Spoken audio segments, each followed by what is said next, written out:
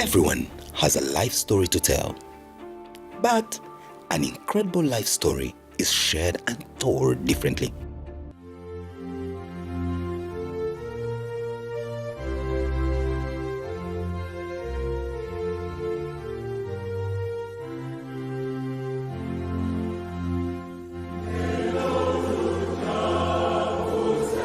The story of the Uganda Martyrs has been told over and over and over 100 years of the legacy of these 45, at least on record known, young men who, for failure or refusal to denounce their religion, were executed by their king for many reasons that include and are not limited to the fear of Christianity eroding his power and grip on them particularly, but also his kingdom.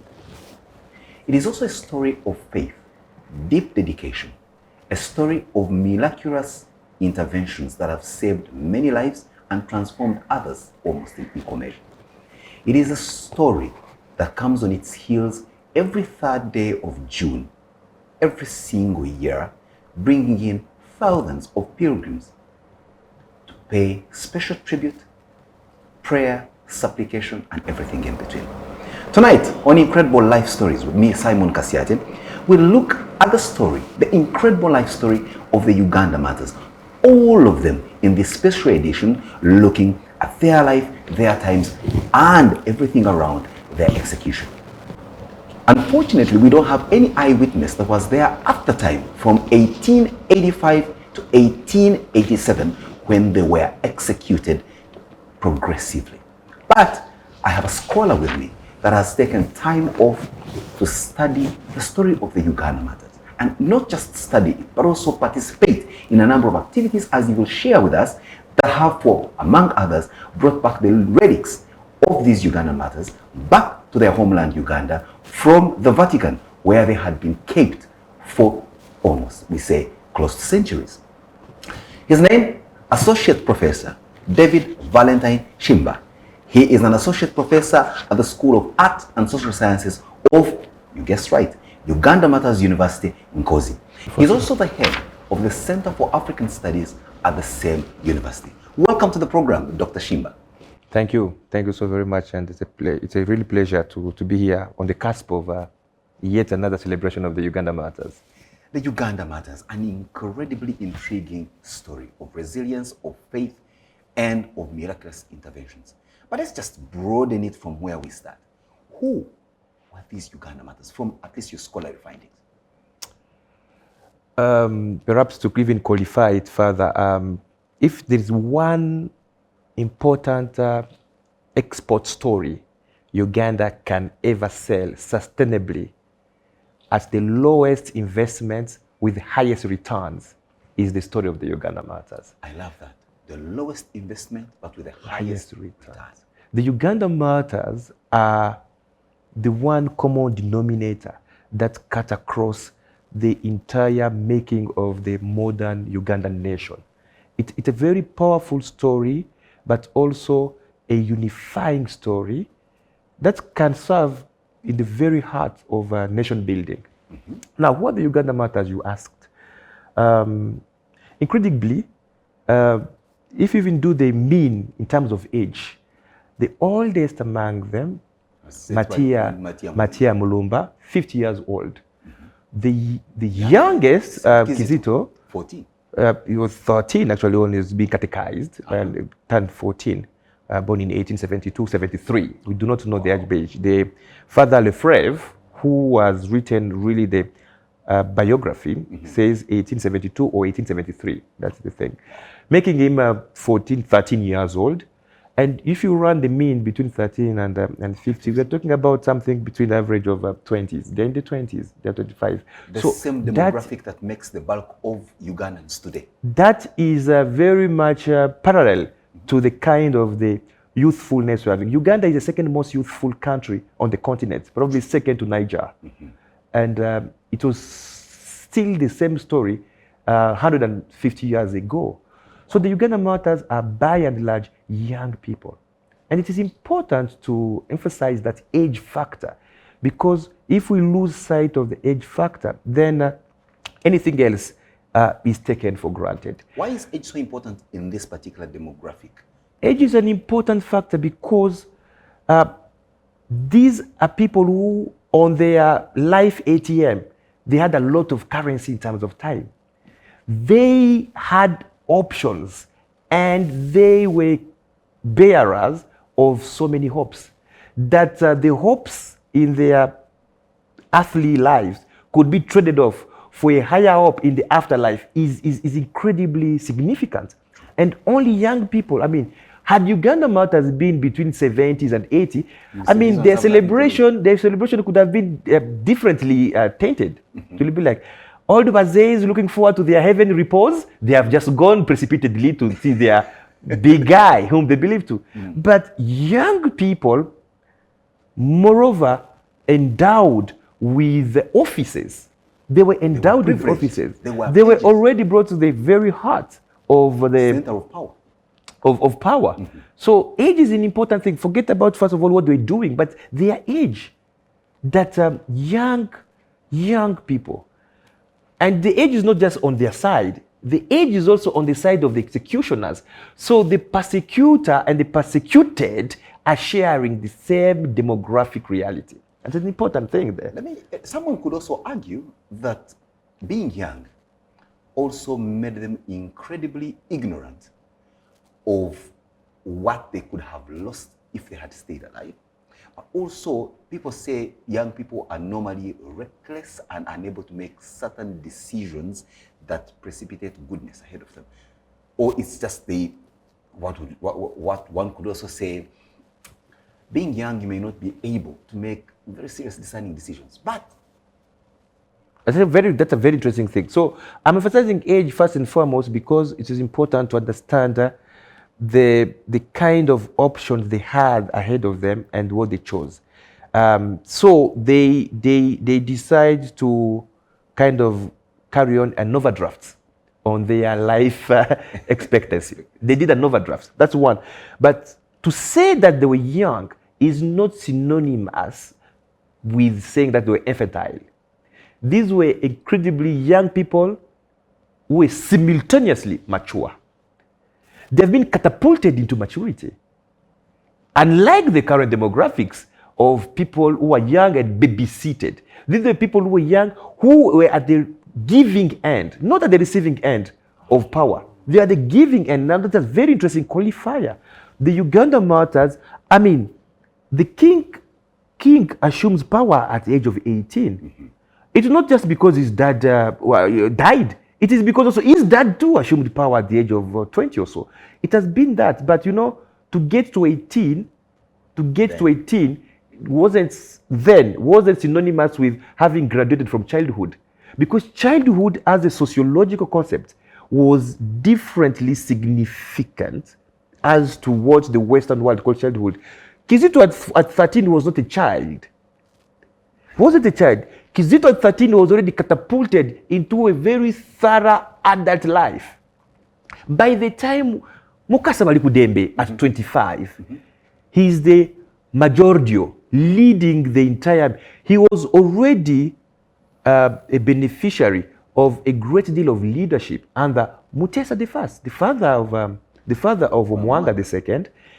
By the time Mwanga is coming to power, he's just contemporary, and he has been accustomed to a deep sense of leadership. These are people who carry the heaviest sense of responsibilities on the shoulders. So young in age, extremely mature in responsibilities, and very much acclimatized to wisdom in terms of exposure to the risky business of being in the palace. But then so that makes them very different young people. They were very young, mature, precipitated leaders. With that kind of description, Dr. Tshimba, how then does Mwanga lose their loyalty that these young but mature and heavily responsible people choose to die for a faith that had just been introduced to them, as opposed to succumbing to the whims and fancies of their king and tradition? It's a very complicated story. We need to bring history back in. there's a coefficient there. There's a coefficient I love the and choice unknown. of words. You know, you're so academic that now Yeah. I'm beginning to feel like I'm going through a master class. But yeah, I will explain that coefficient, because the equation is a complex one, but it's a coefficient of the unknown, and I'll come back to that coefficient of the unknown, even when all is said and explained. It's an equation with a particular unknown coefficient. But let me talk about the known to begin with. It is important to situate the historical context within which Mwanga, his fellow advisors, his senior counsel, and his peers are acting in. Buganda is at the roundabout of two important forces. Just before the Christians showed up, the first really Christian showing up at the palace is really 1875, Stanley. So Stanley coming up. But a whole generation prior to Stanley, a whole generation, by the 1840, we have already gotten Arab Zanzibari at the palace. So Buganda had been having an intensive contact and exposure with the Eastern world for close to now, close to half a century. Literally to half a century prior to that. So the first force which I would like us to keep in mind is the Eastern force. That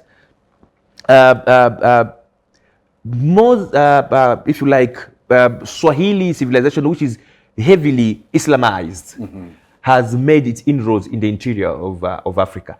And that interior coming all the way from the shores of Indian Ocean, through Tanzania and Kenya. There are two different routes: the Bagamoyo route, the Pwani routes, and they all meet around Uganda. That's reconciled both routes, and Buganda is the terminus of those two routes from the east, culminating in Buganda. They will push up to Bunyoro a little later. Yes. But that is one thing, and already Mutesa is grappling with how to keep his position, how to keep his position in view of what context does. You know, context and influence is one thing. Yeah. What it does to your stability is another. Absolutely. There is another force coming up here. There is this one big, if you like, Islamic arrow from the east. There's another Islamic arrow from the north as well. This is the Egyptian power. So the Khedive of Egypt has already made inroad by the middle of the 19th century, is making it through the Sud, the big swampy areas on the headwaters of the Nile. Sudan has already been kind of annexed, so to speak, annexed, and next is to control the rest of the Sud, unknown land of the black place, that the Sudan, Al-Sudan, the land of the blacks. So Egypt's Muslim power established in Egypt with the Ottoman condominium is making its way south. The Omanis, who have shifted, relocated already to the Zanzibar island, are making their way east. And Buganda is at the carrefour of those two forces. So the big northern arrow is coming up. And of course, ESO, the Uganda's ESO, External Intelligence Office, is already picking signals about that. Invaders, they're not invaders. There's a lot going on around us. They have no comprehension of the sense of the details in those forces, but there is a hovering force that is coming up because ESO has picked the signals. It has picked the signals. So intelligence is not just a modern invention. Pre-modern intelligence has been extremely effective because envoys and spies are going on and picking information from the Samuel Baker is already Samuel Baker is already somewhere at Khartoum and is making his way there. He has come for Kurdufar. He's in somewhere in what will become the Equatorial Province of South Sudan, the so-called the very famous name they are forgotten. There are some other folks who are making their way all the way to the shores of Victoria, on the side of Tanzania, on the side of Jinja, and Buganda is like, there's something going on here, I need to prepare. So an advance team goes to pick their sense. What do they want? Is it partnership? Is it thing? And they're like, no, it's Muslim power. Like, wow. And they have gotten already gunpowder and they're already looking for ivory. How are we going to survive? How do we prepare ourselves for a friendship so that we can mobilize our lives? But internally, there's dissension going on already. There's always dissension going on. Mm-hmm. At the heart of it is the political power of the king, whom God, medium, is being challenged. Is already being challenged. This is way on the eve of the show of the missionaries.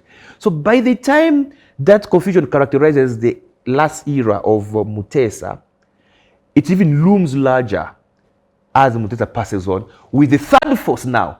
Now, they're not just Arab-looking folks. Even white-looking folks have now showed up. Wow. So this is a different, it's a different tomato sauce in this burger. So that is the context. There is so much going on.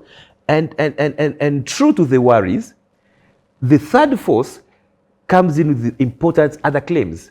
It is not just the claim of the sovereign power in the earthly sense. It also challenges it and brings it up to the sovereign power of the afterworld. And so the message of Christianization couples what we call divine law with civil law and collapses that thing. So by the time, at the heart of the challenge to Mwanga's power was the realm of where Mwanga should be located and confined. And the other realm where it's not supposed to. And it's a very hypnotizing story. It's a very hypnotizing story to the ears of these royal palace inhabitants, who up until then have not gotten a story that erects the Chinese wall in the realm of sovereignties of their leaders. Wow. The Christian story erects the Chinese wall, demarcating divine realm of power from earthly realm of power, and giving supremacy of the one over the other. But more importantly, it also teaches them another important fact. While the Chinese wall has been erected, separating and demarcating two realms of power, it still emphasizes as well the meaning of loyalty. And it cherishes, now it reinforces loyalty in the idiom of culture there. That it is a story which doesn't bring just the heavenly kingdom, but it also says, to Caesar, give what belongs to Caesar, and to God, what is God's. So the people are getting a very, very unprecedented story that reinforces their claims on servanthood to the king, but transport them into the servanthood of the heavenly power with a different sense of loyalty. So reconciling that needed another social intelligibility of interlocutors, that the catechized will be Uganda Martyrs got the grace to internalize this complex story whose intelligibility that it makes sense to their other interlocutors, the people with the civil power, is that failure of the translation to catechize in the same version those who will become their persecutor that made them to say, we are not getting the fuller detail of this story. All that we can read is the martyrs are now becoming stubborn pages. So in the eyes of the holders of civil power, these are stubborn pages who are challenging the realm of power to which actually the king should extend. Dr. Tshimba, and that begins the story of the persecution. There's no doubt that in that kind of mix, as you've explained it, with the depth of your scholarly investigation and putting together all sorts of views and facts as dug out from everywhere, there's no doubt in my mind now that the martyrdom of these pages was only long overdue. But let's take a short break here on Incredible Life Story with Simon Kasyate. When we return, we now begin to understand the final days of the martyrs at the point of their trial and conviction, eventually prosecution and execution. Everyone has a life story to tell, but an incredible life story is shared and told differently. We continue our special edition of Incredible Life Story with Simon Kasyate. This time round, taking a deep dive into the story of the Uganda Martyrs. Dr. Tshimba is an associate professor at the School of Arts and Social Sciences at, no less, the Uganda Martyrs University at Nkozi. He's also the head of the Center for African Studies at the same university. Dr. Tshimba, yes, having explained to us the intricate underbubbling of currents and forces that precipitated the passion of the Uganda Martyrs, as it were, take us back and paint for us the picture of where Mwanga has to make the very difficult decision to execute his, not just peers, subjects, but also close confidants, associates, pages, and for the most part, also advisors. And friends. And friends. Now, very importantly, and friends. So that's a very intricate question you're posing. But should I also remind your viewers and listeners that the martyrs who will be persecuted and eventually celebrated later as saints are actually joining a huge litany of martyrdom that has been going on in Uganda for a long time. Namugongo has been a site of martyrdom prior to the will-be martyrs there. And Namugongo is just one of the many. It was not the site, it was one of the sites. There are so many other sites. There were about 4 or 5 sites in Uganda that are known, depending on the gravity of the crime, nature of the condemnation, and significance of the message to be passed on by that. Sites were chosen for those purposes. So that's one. 2, Christian martyrs will be perhaps the very last to join an entire series of martyrs. The first to be martyred were the traditionalists. Traditionalists were martyred for all sorts of religious interpretations. Whether the king should really go and meet marry from a particular clan whose totem has already been eaten by a particular Mulangira. And when matter came for adjudication by the jury made of the traditionalists, depending on how the adjudication went on, if it went south with the king, they were candidates for martyrdom. We have an entire story from Semakokiro to Suna II of traditionalists being candidates for martyrdom. And it's a very tricky thing to assume that office. Second important group of the people who will be martyrs are Muslims. I mean, Uganda is already Islamized by 1850s. I mean, Mwanga's in the 1870s erects a mosque. Mwanga erects himself. Rather, Mutesa. I'm talking about Mutesa, not Mwanga. Mutesa erects a mosque in the palace. Mutesa is declared the Imam of the country by 1870s, 72. When Stanley is meeting Mutesa, Mutesa is already a well-trained, cultured Muslim. He has a huge tunic and is already Islamized. He is already, if you like, catechized into the Islam faith. And so, a story will have it now at some particular time of the Ramadan. I mean, Mutesa declares Ramadan is the Imam of the country, and then at the end of the Ramadan there is a big feast. There is Eid, and then Kabaka Gawude. There is a meal which is served. There is a cow which is to be slaughtered. But Mutesa being also the king of Uganda, the king cannot shed blood, and so he has accepted everything minus circumcision. So there was no circumcision.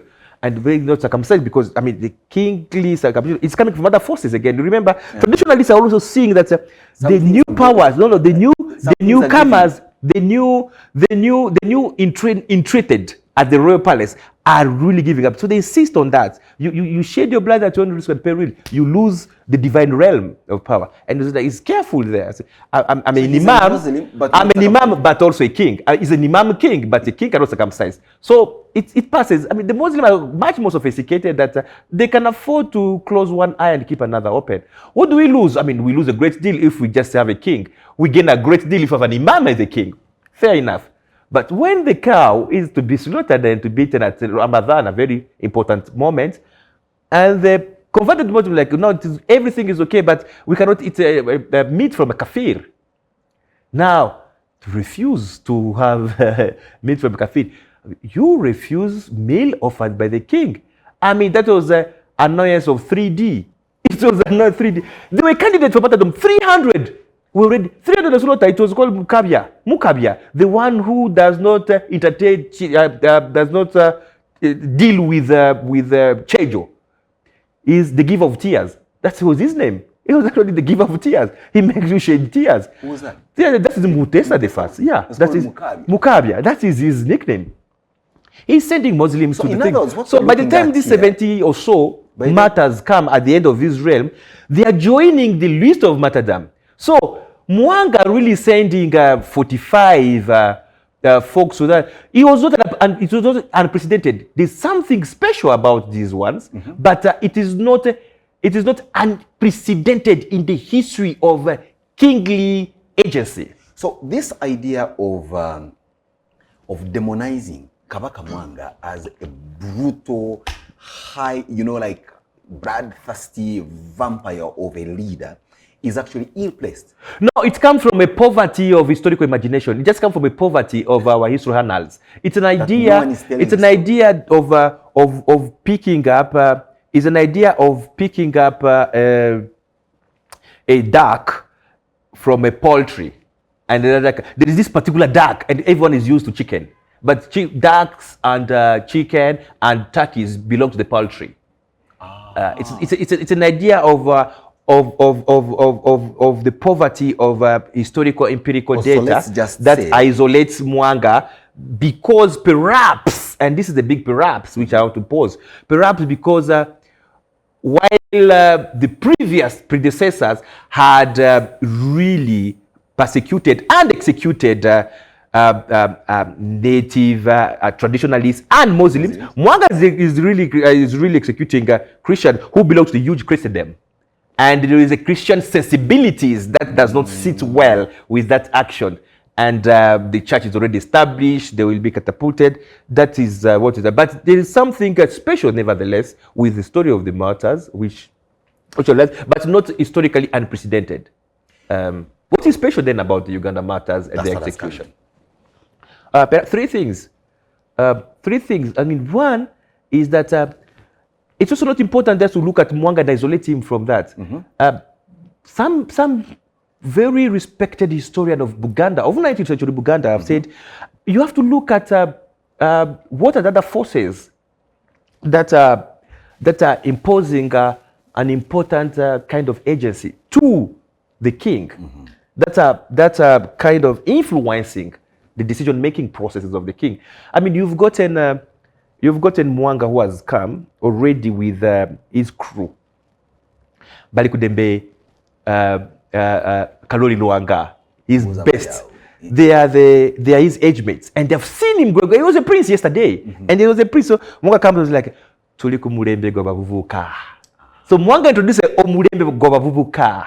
Now the Bavuvuka Murembe is looked at with a very bad eye by the Omurembe of elders. So there is a Mutesa's advisor. Who is the prime minister then? Mukasa. Prime minister is Mukasa. I've forgotten the other name. There's another Mukasa who is there, not Joseph. So we have got Joseph Mukasa Balikudembe. We have got another Mukasa prime minister, Katikiro Mukasa. He sees this newcomer as a huge challenge. I mean, the cabinet has just been changed. There is a new cabinet reshuffle. Mwanga comes with a whole list of new ministers, and all these young guys are getting closer, and Mwanga is going on expedition with them, and Mwanga is asking for them. But the prime minister is also looking at a loss of power. So there's a lot going on there. There's an intrigue at the royal palace. That intrigue which will grow into culminating into the persecution of Mukasa. It's more like how the Christ was presented to the court of Pontius Pilate by the Pharisees, lying to Pontius Pilate, saying, "This man is claiming to be the king of the Jews, yet we know you are the representative of the Roman emperor who is reigning over us. So this is a challenge to your hold on power." The scheme is actually telling Augustine Pilate that you are also going to be challenged next, but we are using you as our very last bastion of rescue so that we can recuperate our power. The man has come up with a theology that displaces the establishment of the Pharisees. And he's actually saying that grace is more important than law. And grace being more important than law overthrows the office of the high priest. And so by the time they're getting to Pilate, to Pontius Pilate, and asking them that this man is a source of disorder, and they're kind of summoning civil law.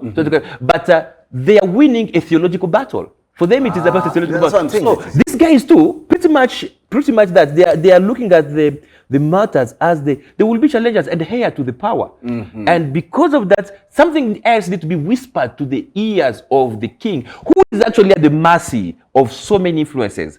And the king is paying close attention to this. He wants to understand that complex story of what is this gospel? What is this gospel? But the power which is at stake, seeing the transition from the older generation to the other one. Today we are talking about transition. There's a lot of people of the York regime who are looking at people of yesterday's regime who are looking at the new generation as challengers and displacers of their privileges, and they're fighting for privileges. So by the time Mukasa is actually summoning the king and telling them, this is the first time when someone can rebuttal your opinion. It has never happened, not even to your father, that you can eventually decide to kill someone coming from the ill-fated route of the east, and someone says that you shouldn't have killed them. This is challenging you, and if you let it pass, next time they can actually come for your nose. Now they're speaking back to your mouth. Now that I've spoken to your mouth, the next time they're actually going to speak into your intestines. And the king is like, okay, what do we do with this one?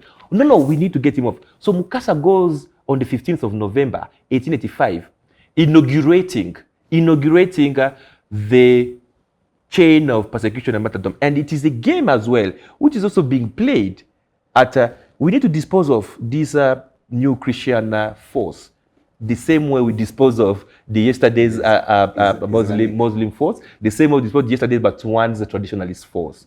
And it's the complex of power. But how does Mukasa dies is now what will be taken up as keep on this road. I mean, the road has opened. This is 1885. I mean, keep there and summarize all those who, like Mukasa, will continue to profess here. Why the king eventually condemned them to at Munyonyo, not at Mengo. It's a very interesting detail there. That's exactly what we're coming. Now we're looking at the passion of the martyrs. They are sentenced in Munyonyo. Why? What was the significance of that location? Okay, the archives I have consulted, and the little primary sources which I've read gives a very interesting detail to why Munyonyo, not Mengo. Now, the court, the Mengo court, had been what's the word? Burnt. There was an inferno. There was an inferno at Mengo court on the 22nd of February, 1886. It took place at 8 p.m. That event, fire has always been part of the story. This is a grassroots house, and the fire has been always. Arson has been a story of the royal kingdom. Is always, and the interpretation of that arson is now what is the matter of contention. But the fact of the matter is arson has been part of the thing.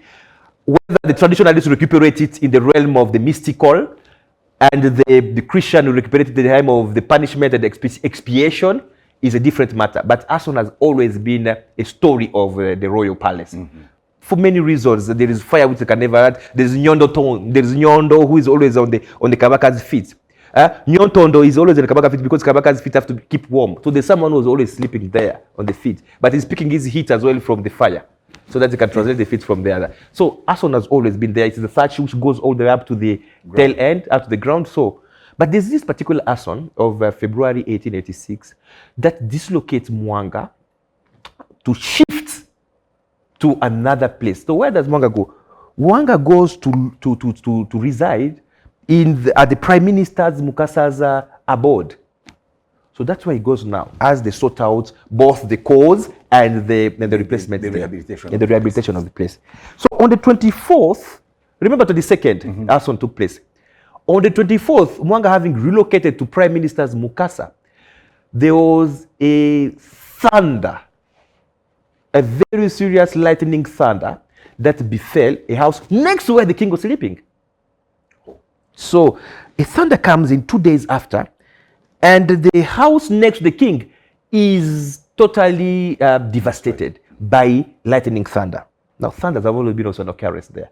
But that the king has left their son and is coming back to... He's coming for he's coming for them, and then the thunder comes here. The king was like, no, there's something going on. So, deeply scared, for the first time, the story says, goose pimpled, the king decided to leave that very evening of 24th February, 1886. And he made his way to Munyonyo, on the place where he used to go for expedition, to go and take a chill. It was a psychological trauma, it was a huge thing, and things that were being whispered now to him. So that is how it goes to Munyonyo. So by the time he reached to Munyonyo now, he says, okay, let's first sort out the mango. But that's the time when now eventually they say, now you see, this is February now. This is February. Mukasa has died already 3 months earlier. And catechism is going on. New baptism has come. It was a moment now of, they recuperate these ecological circumstances, I will imagine. I think the ecological circumstances will precipitate an intense conversation about what do we do with the Christian converts, across the world. And there was someone, the ecological was someone in a huge political fight to recalibrate power. And how the story of the catechized matters will come to the fore of the king. So the king eventually at Munyonyo, having actually ran for his own life, refuge to Munyonyo, will now decide in that mold. You see the mold is in which the mental state is in different places. It is in different places. He has sought out an existential threat. But there is now a very important existential threat, which is existential in the sense of who are the current king's advisors. But for him, it is more or less a story that is unprecedented. Not his father, not his grandfathers had this story. And it's a story that we can pay allegiance to you and we can serve you very well, while we bring your entire kingdom to look up to the world to come. To the kingdom of heaven. To the world to come. And the king is like, okay, I need much more, like, don't even pay attention to them. Don't even listen to that. This is a displacement. They're actually summarizing you up by their catechism. Well, the story of the Uganda Martyrs. Now, as we know it, not all martyrs are saints, and vice versa. Not all saints are martyrs. For example, Saint John Paul II is not a martyr. Mother Teresa, saint now, not a martyr. When we return on Incredible Life Stories with Simon Kasyate, Dr. Tshimba is going to tell us in no uncertain terms how come 22 of the 45 martyrs are saints. We'll be right back. Everyone has a life story to tell, but an incredible life story is shared and told differently. Welcome to this edition of Incredible Life Stories with Simon Kasyate, a special edition looking at the perspective of the Uganda Martyrs, the past university from a scholarly point of view, and the conversation is being shared by Dr. Tshimba, David Valentine, who is an associate professor at the School of Art and Social Sciences at Uganda Martyrs University in Kozi. Dr. Tshimba, yes. Uganda, they say, is perhaps the only country with the highest concentration of martyred saints, perhaps only rivaled by Italy. Are we right? Say so. And the question therefore comes in to say, yes, we had the martyrs, but then they transited into being referred to as saints. So there was the process of sainthood, which starts with canonization and everything in between, and then there's the investigations that have to go around it and how they have to prove that some miracles have been performed by people who have sent their supplication through them to God. Paint for us a clear picture to understand how these guys killed for their religious faith are now revered by the Catholic Church and regarded as saints. The story of canonization of the martyrs is what will culminate us into this apex of sanctification. It's one thing to be a martyr, and another to be a saint. We have definitely two martyrs from the Gulu ecclesiastical province. Yes. Gildo Irwa. Gildo Irwa and Daudi Okello. They are martyrs. They have been beatified. They are on their way to sainthood. Beatification is a second last process. The thing starts with identification of servanthood for God. And then once they are servants of God, then there is the first step, which is a veneration. So the declaration of veneration comes from a pope as well. So once you are declared venerable, then there is another process, which is the confirmation of miracles, and then you are declared beatified, blessed. So beatifications leads to the people being blessed, and then another ultimate miracle, and then the consistory of the Holy See in the doctrine of faith will eventually bring all the body of evidence to the canonization, which is sainthood. So that's the process: veneration, beatification, canonization. Most of them were burnt to ashes. Most of them. Kalori Luanga was burnt separately. There's been a whole vendetta with Senkole that has been going on. It's a huge story. Senkole was his colleague with whom Kalori Luanga made him dig together the Kayanja Kakabaka. So Senkole had already kept a particular vendetta because when given the responsibility by Kabaka Mwanga II to Kalori Luanga to lead the expedition to the work of that lake, Senkole was seen as displaced by the privilege of Mwanga and was imposed a lot of hard labor. And yet Luanga Karoli was just doing what was expected of his duty. So he took it upon himself to say, this one, leave it for me. I will deal with him personally. And that vendetta gave church the most important specimen for the whole journey. Luanga will be burnt separately from the 13 or so that were burnt together at Namugongo, and that made the identification of his bone easily. So when the ashes just, when the inferno subsidized and the ashes have just cooled down, the Christian communities around there, they could come and pick up the bones of the martyrs and of Luanga. It was only the jaw which remained. There was a particular jaw and the femur. There was a particular bone of the jaw and the femur. Now, that was a specimen that was kept. Eventually, it was brought up to the attention of Ludel Mapera. Mapera eventually will be led to leave the country with his confrère, and then it was buried in a place down there in Nabunya, and then it will eventually found that 10 years later, where the close end of the 19th century, Mapera dies himself in 1890, and then it is picked up 10 years later because the box was in the lead, and that's when, by the time the story already reaches Algiers, where their headquarters, where the Father Cardinal Lavigeri was there, he has instructed through Livignac the process of collection of evidence and the inquiry into the cause for their canonization. These are their very first product of canonization in the entire Africa south of Sahara. They have been hanging around the north, and they have never penetrated the south, but for the first time, only in 4 years after the mission was erected, they got the martyrs. They got the first people. They said that this, in the entire mission of missionaries of Africa, it was an important smoking gun, if you like. It was the biggest milestone. So the process starts very well. Lavigeri is very powerful. He is the cardinal. He is the confrère of the Pope. He commands a lot of authority, but he also commands a lot of respectability. That's the way Africans, led by white fathers, to let them could have also helped a lot in pacing up the things. process, because there's a lot of investigation going on. So a commission is put in place in the last decade of the 19th century. The Buganda religious war will stop it by 1892, 93, 95, and then the commission will come to a standstill, only to be picked up after the end of World War I in 1913. That's when a new commission of inquiry comes up to continue the work.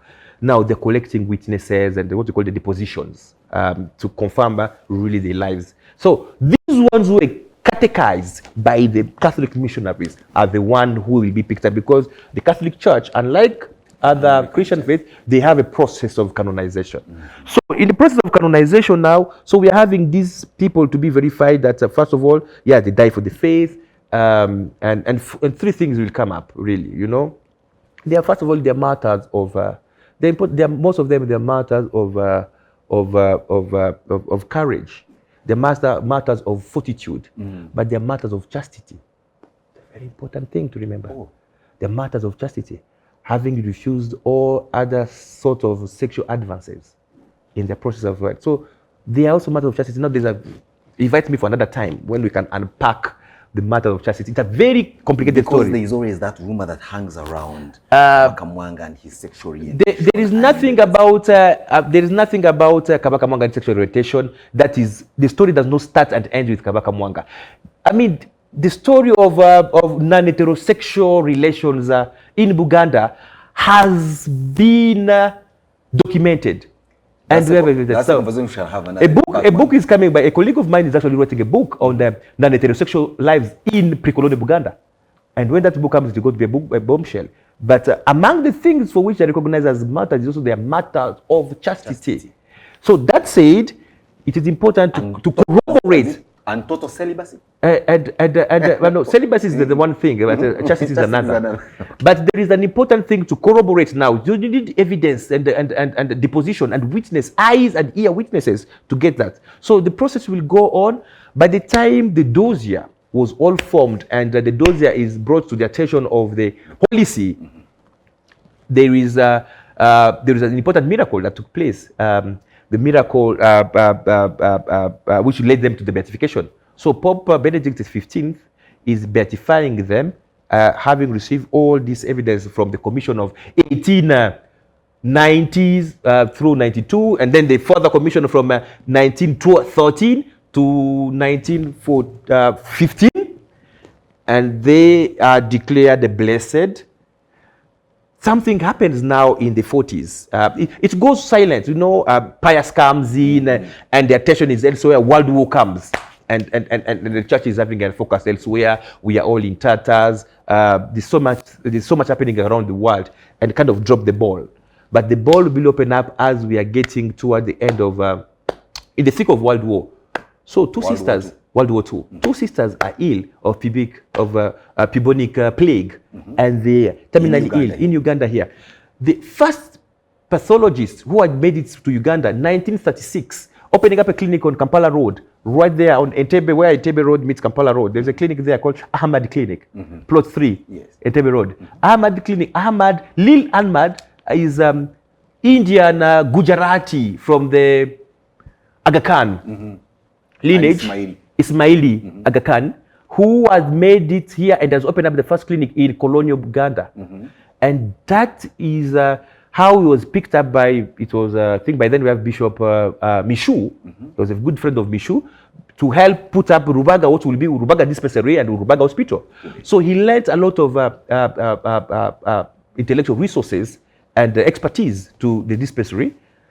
And from the 36 all the way up to the time he's establishing his clinic later, he has already established a rapport. He's the very first physician of very dangerous tropical diseases.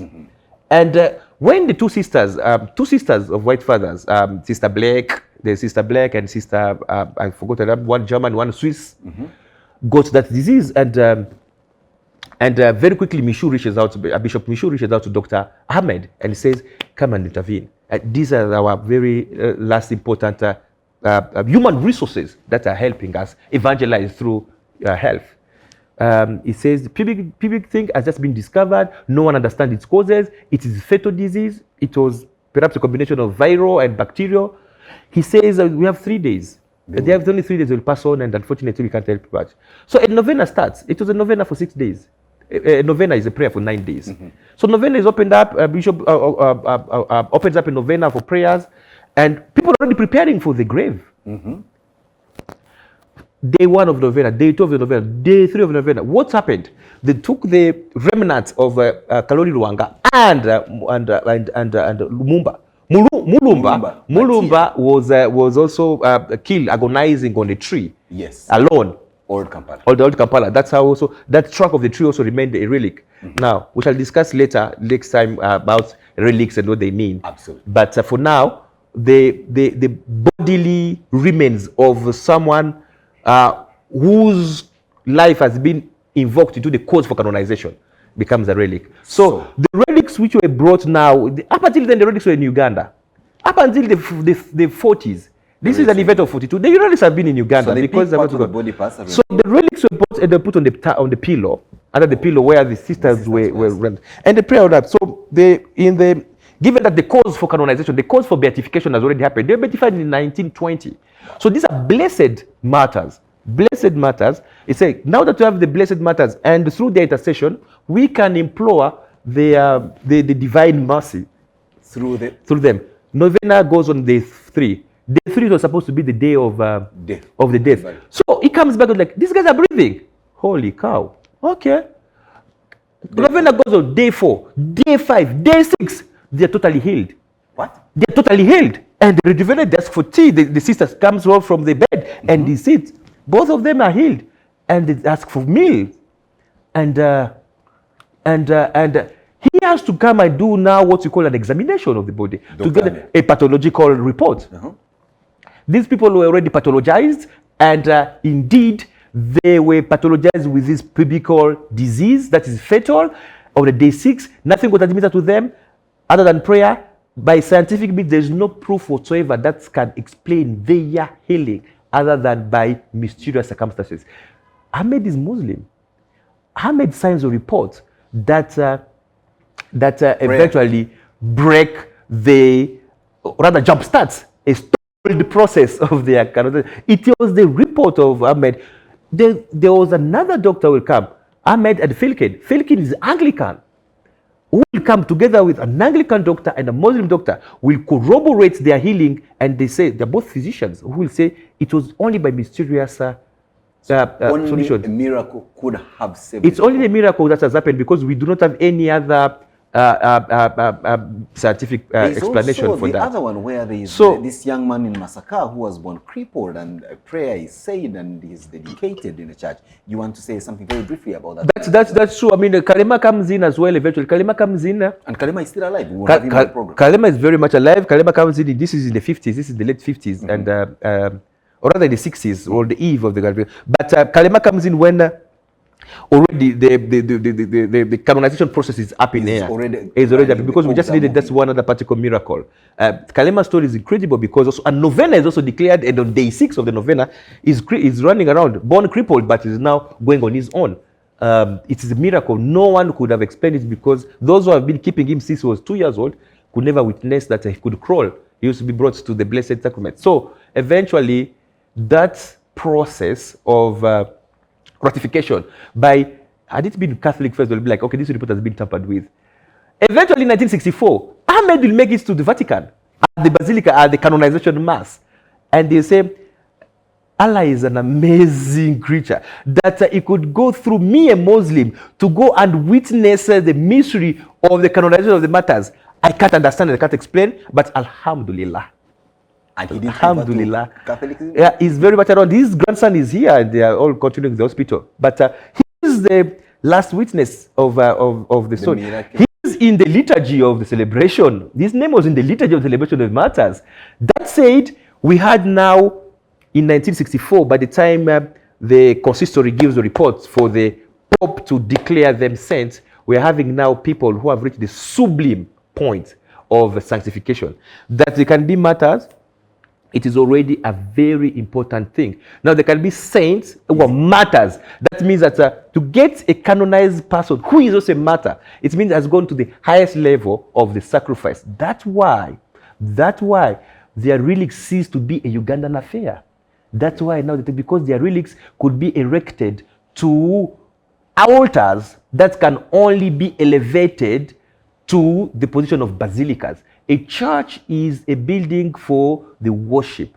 A basilica is a church building that has gotten a higher consideration in the veneration. So in Uganda, we have 2 basilicas. We do have, and why do we have 2 basilicas? Because on the altars and Namugongo. Because on the altars of those buildings rests a relic, a particle of the relics of the martyr who is a saint.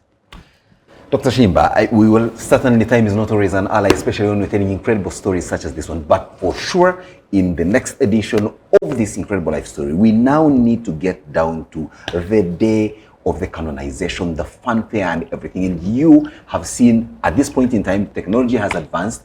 That canonization mass is on tape. We have watched footage of that, but you have also, from a scholarly point of view, also dug deep and understood. And then we also get witnesses from Kalema and others, and those that are willing to speak to us to continue this conversation. But as we conclude, you did mention something very important at the beginning of this conversation, where you say the story of the Uganda Martyrs is one story that, if best harnessed by Uganda, it would be the greatest attraction of not just tourism, but veneration at the lowest input in terms of cost, but with the greatest returns. How do you arrive at that conclusion as we conclude? Because because the Martyrs' pilgrimage is the second most important movement of faithful on this continent. Well, besides the movement of the Pope, when the Pope moves, there is a biggest movement of Catholic faithfuls to go and witness the Pope. So if you remove the Pope movement, which is always an incredible crowd puller, the Uganda Martyrs pilgrimage to Namugongo is the second most consequential pilgrimage on this continent, only second to the Grand Magal. The Grand Magal is the movement of the Sufi Muslim from Sahel that pulls all the way from the Sahel countries and ends up in the Great Mosque of Tshimba, which is a small town in Senegal, but small as it is, with the biggest minarets, is led by Sharia law. That shows you the importance of that Tshimba in a Republican Senegal. Why? It pulls about 7.2 million pilgrims, Muslim pilgrims, to their expiation of the sins at that Grand Mosque. Every year. Every single year. It's a biggest consequential. Why? What am I saying that? If we have a pilgrimage south of Mali and north of Limpopo that can afford to pull about even 2 to 3 million, we're talking about 3 million so far potential to the Namugongo, that tells you that Namugongo is only second to Mecca. So there is contestation around the figure of 2 million, 3 million. Do we actually receive that number of people as pilgrims on that day? We are very poor at capturing data in this country. If you zoom in at around June 3rd, June 3rd itself, we are going to talk roughly. I mean, the statistics that have been collected from the Ministry of Tourism, they are very modest. They tell June 3rd has about 1.5. But June 3rd is only a day. If you gather together those who have come prior to June 3rd, and there are those who have come after because of just the mammoth crowd who said that we shall catch up there. I mean, if you pull that up together, we are talking about closer to 3 million. So without extrapolation. We are talking about 3 million visitors to Namugongo in a year. In this particular June. Should you couple it in the June itself? That's holy month of June. Should you couple it with 18th of October, which is going to be now their celebration as a saints, which is the canonization anniversary? If you couple it up, you have an arc of celebration of pilgrimage starting from 3rd June to 18th of October. When you couple those two together, it becomes the most consequential pilgrimage on this continent. That can fundamentally change the entire story of budget-making process in this country. Religious tourism, more than gorillas, rivers, snows on resorts put together, can bail out the Uganda national budget. Couldn't have said it better. That's Dr. Tshimba, an associate professor at the School of Art and Social Sciences at, no less, the Uganda Martyrs University in Nkozi. It's been a pleasure having you on the program. I must thank you, our listeners and viewers, from wherever you catch us, whichever podcast station you find us. Those of you who are watching us from our YouTube channel, those who haven't, please press that subscription button so that you can enter the world of incredible life stories as told by those that have lived them, researched about them, or experienced them. We also have to give special thanks to this facility where we are at. Ipigogo by Monix has been kind enough to offer us this sanctified, neat environment to carry out some of our engagements with our incredible life stories, folks. Dr. Tshimba, as we conclude, and a very final one from you, what do you think of the ambience in this place? I mean, it is very sumptuous. There are very few places in Uganda for money-making things which take advantage of, watch over decency and propriety. I'm very pleased that I discovered this place this afternoon. It's been a pleasure having you on the program. It's been a pleasure having you watching us. God bless. And yes, let's celebrate the feast of the Uganda Martyrs whenever, wherever. Everyone has a life story to tell, but an incredible life story is shared and told differently.